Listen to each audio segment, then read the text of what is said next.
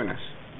En este video tutorial trataremos de cómo medir voltaje, tanto ya sea voltaje de corriente continua o voltaje de corriente alterna. Para ello necesitamos un tester digital o un tester analógico. En este video daremos el ejemplo de cómo medir tanto como un tester digital, también con un tester analógico. Necesitamos también baterías, un toma, que por lo cual en mi país es de 110 voltios de corriente alterna, y también podemos tener un cargador. Pues este es un cargador, le corté las partes del conector, pelé los cables y tenemos la fase y el neutro. Entonces empecemos. Ahora mediremos corriente alterna. En el tester digital ubicaremos la perilla que vemos aquí, B, y un slash, y lo pondremos en 500 o 200. Como el que vamos a medir de 110, lo podemos poner en cualquiera de los dos. Nunca podemos medir un voltaje alto y un rango menor, porque podríamos dañar el tester, ya sea digital o analógico. Bueno, ahora que estamos en 200, con estos dos conectores los probamos en el conector.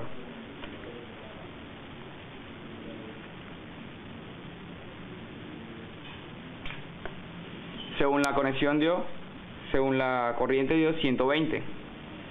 Pues ese es el rango que siempre varía, de 110, 120 o 130. Ahora lo miremos con el tester analógico. Y hacemos lo mismo. Con esta rueda guiaremos si queremos medir ohmios, voltaje. Ponemos en voltaje un rango de 0 a 300. La manecilla es esta que se ve aquí, y hacemos lo mismo.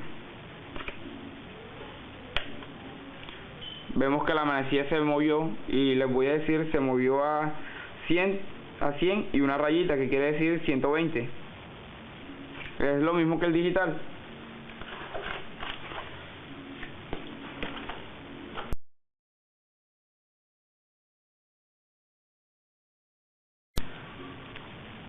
Ahora mediremos corriente continua con las baterías. En el tester digital lo pondremos aquí. Algunos testers traen una opción de dice batería o corriente continua.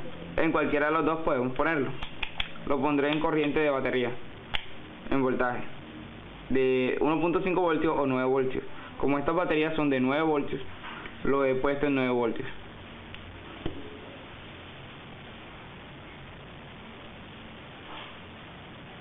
La primera da 6.40 o 6.30. La segunda da 5.10 o 5. Va disminuyendo, vemos que va disminuyendo, que están bastante descargadas. La tercera da 1.20 o 1.26 y va variando. Vemos que aunque el digital sea más exacto, vemos que siempre hay un rango que sube o baja.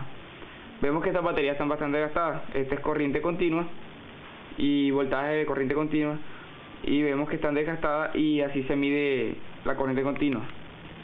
También con el cargador que les mostré al principio, ponemos uno en cada parte.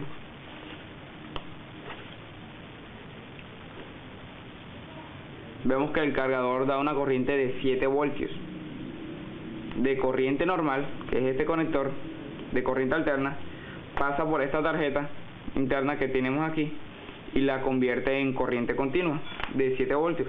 Tiene un transformador que la disminuye. Vemos que así podemos medir corriente continua de un cargador.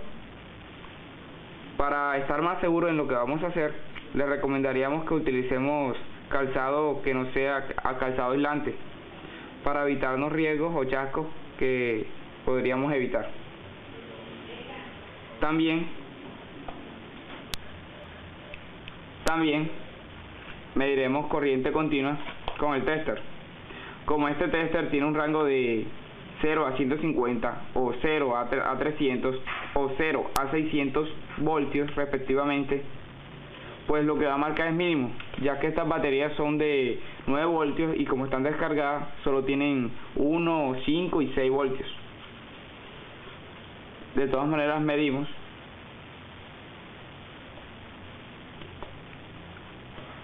y lo que se alcanza a ver es que la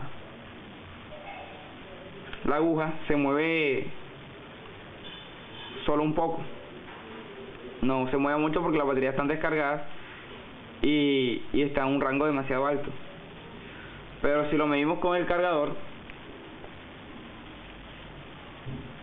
la manilla va a aumentar un poco más, pero no es mucho y no se alcanza a ver muy bien.